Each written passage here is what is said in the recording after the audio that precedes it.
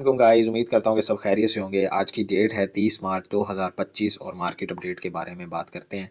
तो सबसे पहले हम बीटीसी की तरफ आते हैं। जैसे कि आपने देखा है कि पिछली जितनी मैंने अपडेट्स दी हैं वो बिल्कुल सिंपल टू द वर्ड कि मार्केट ये करेगी तो ये हो जाएगा, ये होगा तो ये हो जाएगा, राइट।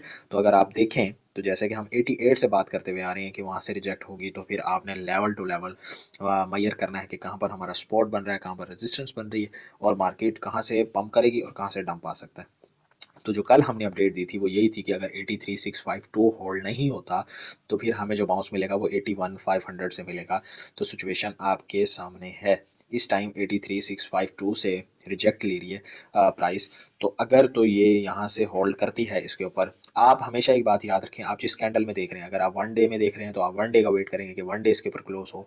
4 आवर से देख रहे हैं या 1 आवर पे देख रहे हैं, जिस पे आपने सपोर्ट एंड रेजिस्टेंस बनाई होती है, अगर तो 1 घंटे वाली या 4 घंटे वाली इसके ऊपर क्लोज करती है तो फिर हम 85 की तरफ जा सकते हैं। अगर नहीं तो प्राइस हो सकता है कि यहाँ से 84,500 से भी रिजेक्ट हो सकती है, राइट।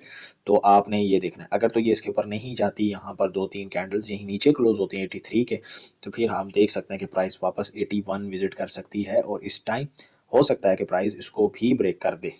तो लेवल टू लेवल करने का मकसद भी यही होता है कि आप हर लेवल पे प्राइस का रिएक्शन चेक करते हैं और देन वहाँ से एंट्री लेते हैं। तो उम्मीद है कि आपको समझ आ गया होगा कि आपने नेक्स्ट मूव क्या करना है, राइट।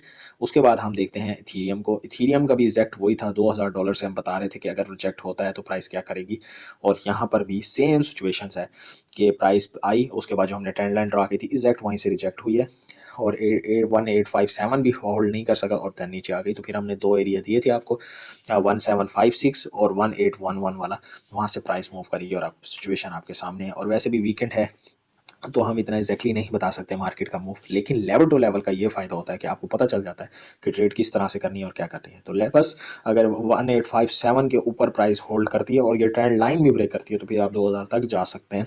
अदरवाइज प्राइस इसी एरिया में ही घूमती रहेगी कल जब तक मंडे ओपन नहीं होता।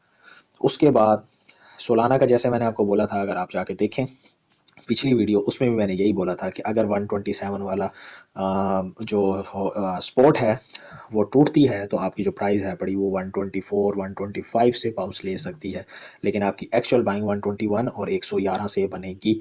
तो अगर आपने 121 के आसपास देखो 2-3% का ऊपर नीचे हो जाता है, तो अगर वहाँ से देखें तो एक हमें अच्छा सा प्यारा सा स्कैल मिला है। वीकेंड पे इतना मिल जाना भी बहुत होता है। तो ये है, अगर तो ये 121 होल्ड कर लेता है तो हम गुड टू गो हैं।